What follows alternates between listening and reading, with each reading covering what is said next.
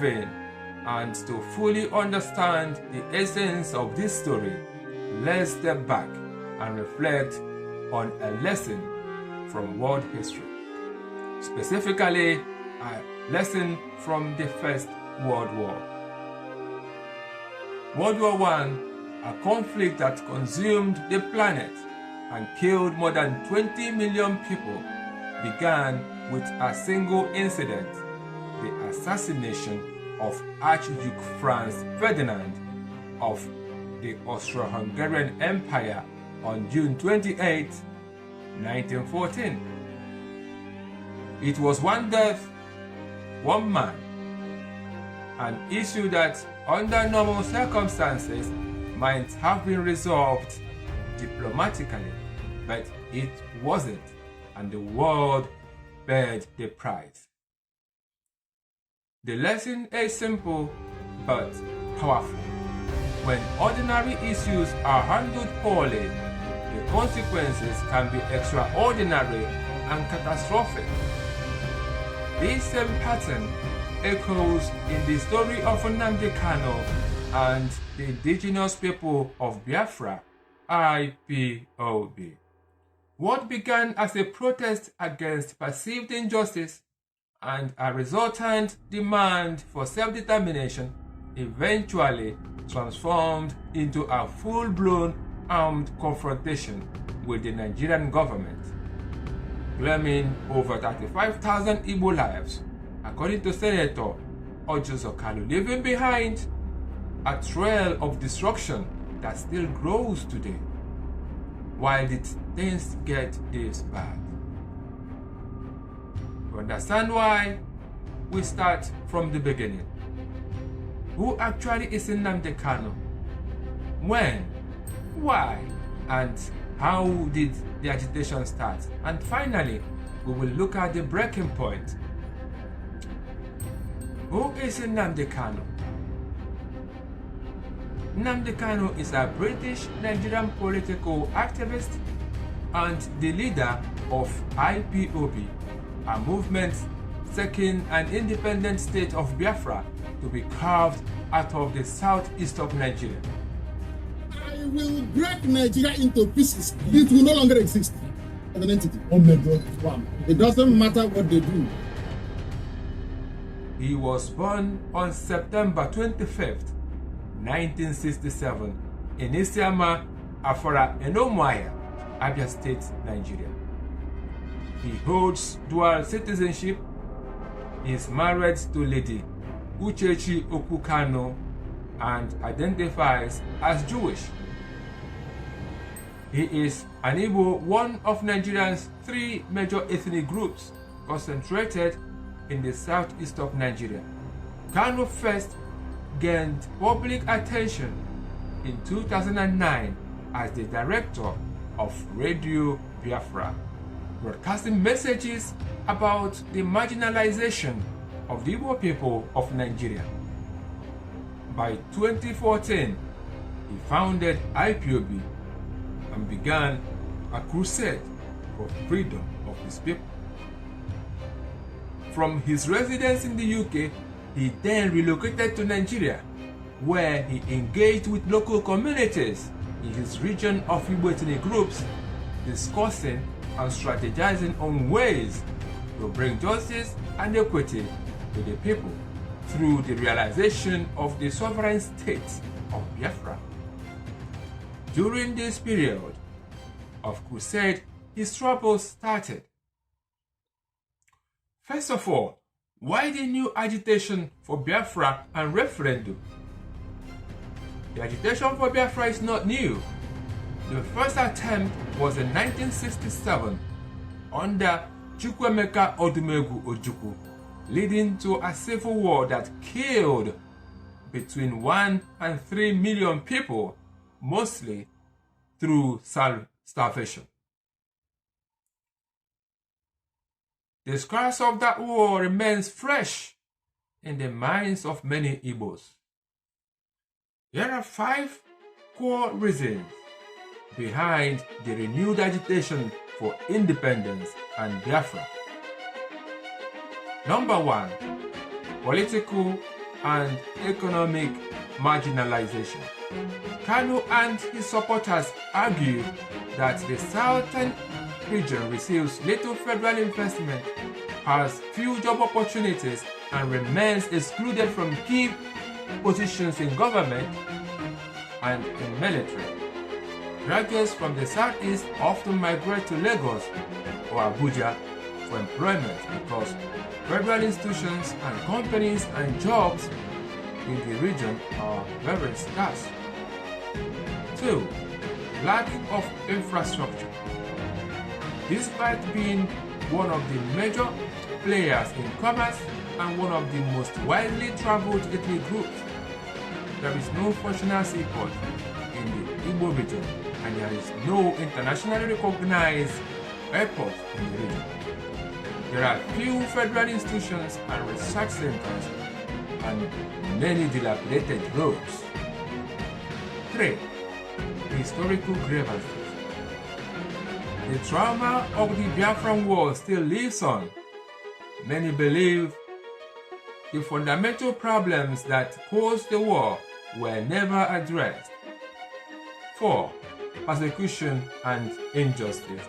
There have been documented cases of violence against pro-Biafran protesters. Amnesty International and other groups have recorded multiple incidents of killings, arrests, and disappearances of IPOB members. 5. The right to self-determination. Nnamdi Kanu cites international law and UN principles granting all people the right to decide their political future, preferably through a referendum. These grievances fueled the modern movement, but it did not start violently. How did the modern movement begin? After the Civil War of 1967, the Biafran cause remained largely quiet until 1999, when MASOB, the Movement for the Actualization of Sovereign State of Biafra, was formed by Ralph Uwazurike based on non-violence. Despite their peaceful approach, MASOB members suffered arrests, attacks, and killings. The leaders were jailed and incarcerated for years. In 2014, IPOB emerged under Nnamdi Kanu, also as a non-violent movement to advance the cause of Biafra. From 2005 to 2017, there is no documented evidence that the agitators used guns or violence against the Nigerian state. But everything changed with Operation Python Dance. Operation Python Dance is a military operation aimed at improving security and military presence in the southeast of Nigeria. Nnamdi Kanu troubles started in 2015 when he was in his region of southeastern Nigeria crusading for support and enlightening his Igbo people. In 2015, Nnamdi Kanu was first arrested and detained on treason charges. He was granted bail in 2017, but before his case could progress, the government designated IPOB a terrorist organization. And to suppress the agitation, the Buhari government launched a military operation across the southeast. On September 14, 2017, soldiers stormed Nnamdi Kanu's family home in Afara with armored vehicles in a military operation named Operation Python Dance.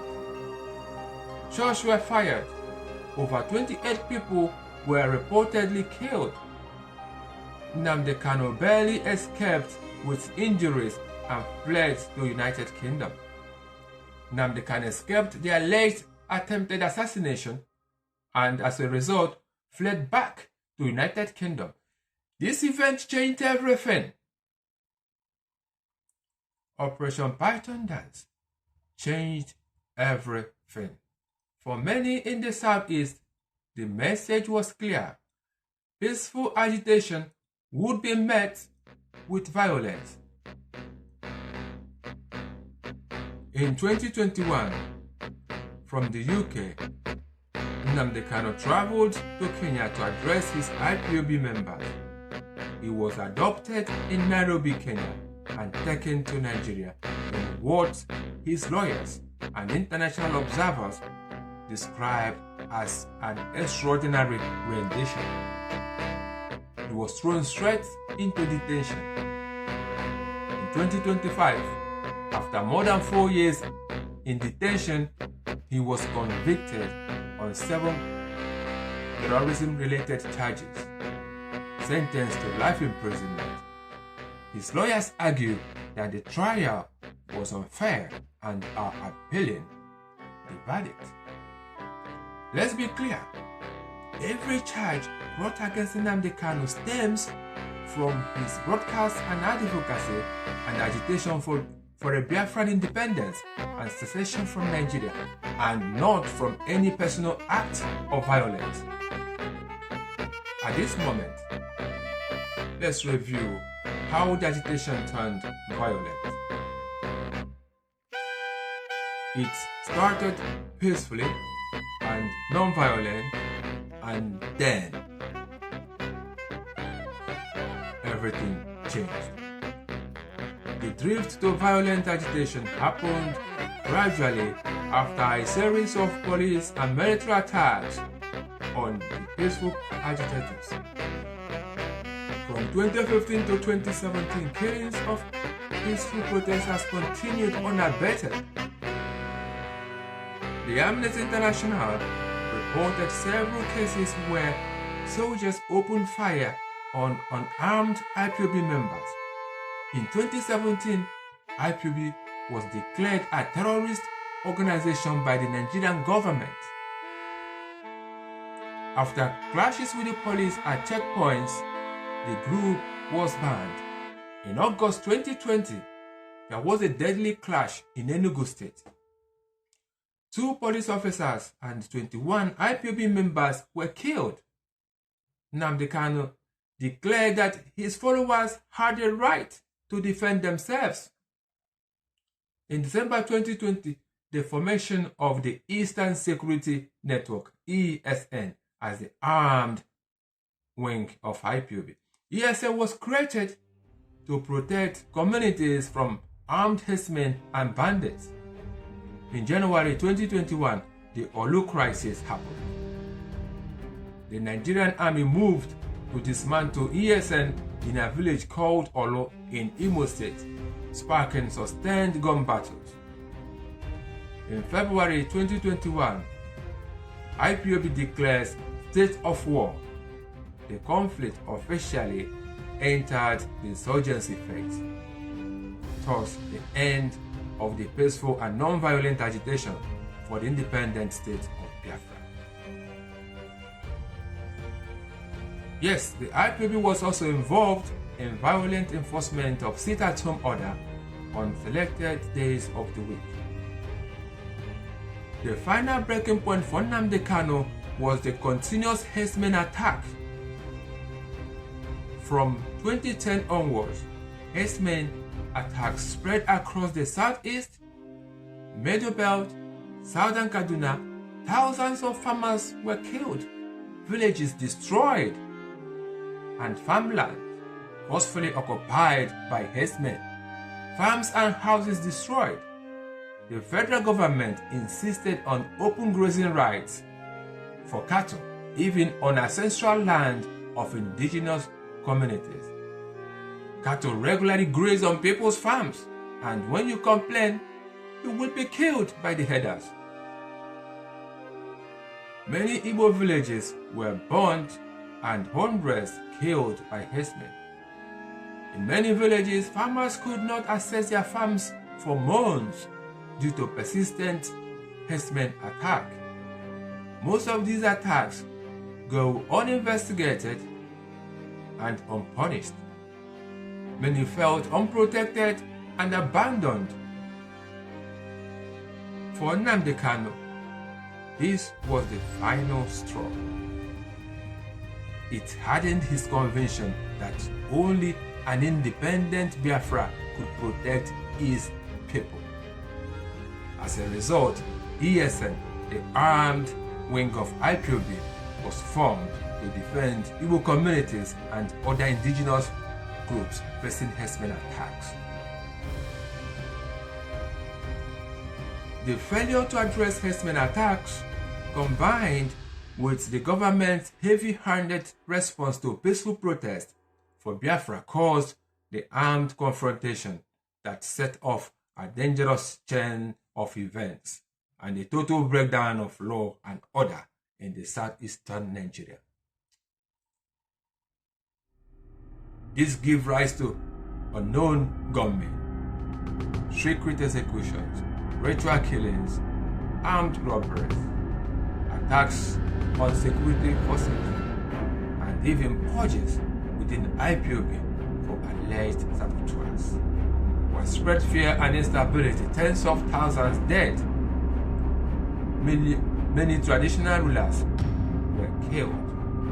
Today, the southeast of Nigeria is caught in a conflict that began from a simple, avoidable issue: injustice.